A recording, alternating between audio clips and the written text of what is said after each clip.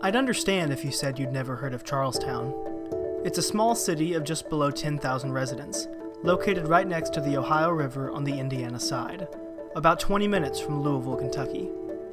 This place is filled with old buildings and nothing to do. I would know, I lived there for most of my life. But like a lot of small hometowns across the country, Charlestown has a story to tell, and it's an important piece of American economic discussion.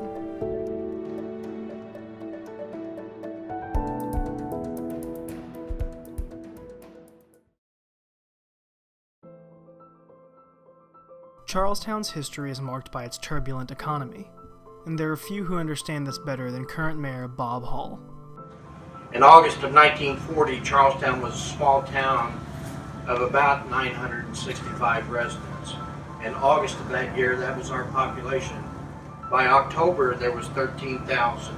The locals here rented out their barns and their sheds and their chicken coops and whatever was available for 8-hour sleeping shifts because of the workers that were brought in here by DuPont to build this facility.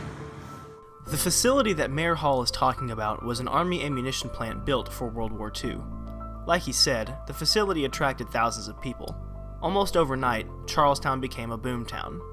But, like all boomtowns, eventually we would bust.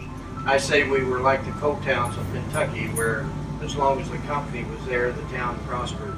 As soon as they left behind new challenges for us. So for the last 40 years, this city has spent its resources and time overcoming the Army years. 40 years. Charlestown has spent the last 40 years trying to climb its way out of the hole left by the abandoned ammunition plant. It's not an uncommon tale for small towns across the country. There were many of these ammunition plants built during wartime, and most places felt the same consequences.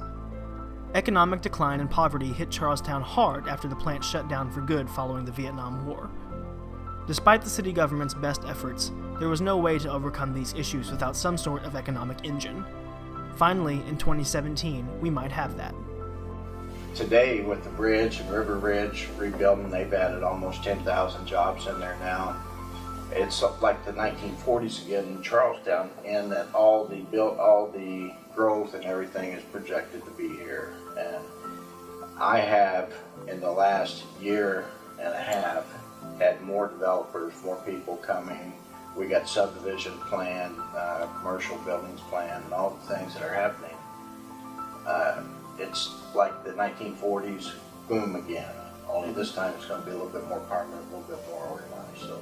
The bridge that Mayor Hall mentioned is the Ohio River East End Crossing, which opened in late 2016. It allows travel between Charlestown and Louisville, Kentucky in about 20 minutes, which before would take about 35 to 40 minutes. This bridge makes it more viable for individuals who live in Charlestown to commute to their jobs across the river, and it will presumably entice new residents who work in Kentucky to plant their roots in Charlestown. The mayor also mentioned River Ridge, a 6,000-acre industrial park built on and around the grounds of the old ammunition plant. As the Army decommissioned and tore down the old structures, that land was made available to purchase by developers. Now, major corporations like Toyota and Amazon, among many others, have built facilities in this area, and thousands of employees have been hired. So Charlestown is on the rise, much like in 1940. But this economic expansion is not without growing pains. Perhaps the most dangerous side effect of this new boom is a complex housing issue that could leave many in Charlestown without a place to live. To understand this, we need to return to 1940. Like the mayor said earlier, when the ammunition plant opened and the population rose so quickly, there were not nearly enough homes for all the new workers to have a place to stay. One of the solutions to this housing shortage was the construction of the Pleasant Ridge neighborhood, a group of small homes built for temporary residents during the war. These homes were built very cheaply and on wooden foundations, and there was no intention for residents to continue living in them after the war. Unfortunately, because of the economic decline after the plant closed, these homes continued to be bought, sold, and rented for very little money. Because of Pleasant Ridge's geographical isolation from the rest of the community, it almost feels like an entirely separate city. Crime has become a major problem, with incidents involving drugs and prostitution occurring at a significantly higher rate than the rest of the city. Since 2014, Mayor Hall has explored several options for redeveloping Pleasant Ridge. Unfortunately, all the potential routes have involved the displacement of the neighborhood's residents.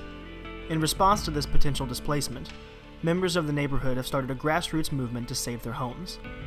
A major problem that these people face is that there just aren't many other low-income housing options across southern Indiana. Because many places are feeling the same economic growth as Charlestown, the places for people with low or fixed income have dwindled. Others simply don't like the idea of having to leave their homes that they've lived in for years. Whatever their reason, there are many Pleasant Ridge residents who do not want to move out. Now the city's telling our children that our homes aren't good enough for them to be here. They're telling our children that they're not worth living here, that they need to move away. We are one community. We are one goal. That is to save our homes. Everyone will continue to fight because we are Ridge Strong. Thank you.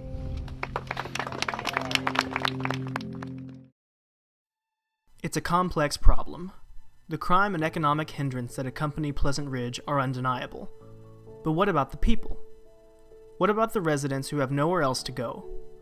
The city's responsibility is to make the community better, but at what cost? Charlestown is not alone in their problems. These are the questions that many small towns across the country face. And as with Charlestown, addressing these issues will be difficult and messy, and no one answer will satisfy everyone.